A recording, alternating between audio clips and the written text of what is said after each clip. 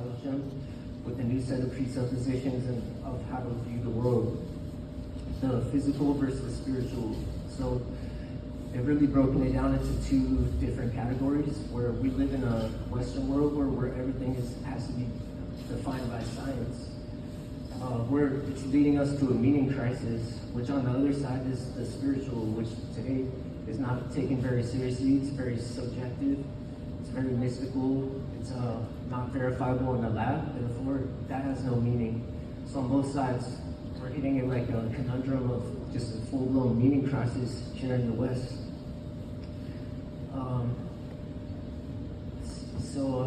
Yeah, for an example, even a religious modern person would think a miracle is a temporary suspension of the laws of physics to accommodate a supernatural category, where we do believe in the natural side of things, but in a supernatural, that's kind of a really like woo-woo, taboo kind of category for people.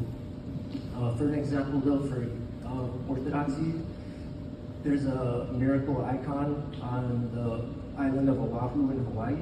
It's in the Russian Orthodox Church, and it's a streaming burnt oil icon that causes miracles everywhere it goes. I've gotten to see it a couple of times, and it's super powerful to just be around it. And this is like just 24/7. This thing is just gushing burnt oil, and it's causing miracles everywhere it goes. It goes to monasteries and all around the world.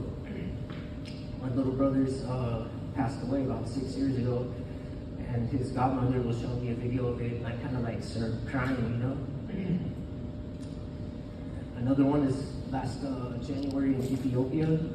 I was in the monastery and seeing mummified bodies, like hundreds of mummified bodies just laying next to each other in some damp cave where their bodies are not decomposing like a natural body would be. Still has all the skin on all their bones, even a full hand. These are hundreds of bodies, so that's just a little example of like what we have in the Orthodox Church. But, so what do we mean by God? It's not a particular being or entity like Zeus or like nowadays in the modern world, it's like we've been all the way to space, we've been to the moon and back.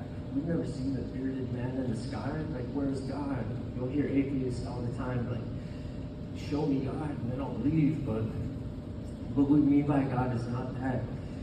What we mean by God is actually being itself, existence itself, reality itself, life itself. God is the first prime mover, the creator, the essence and source of everything. For example, we take for granted our breath of life. We never have to think about it.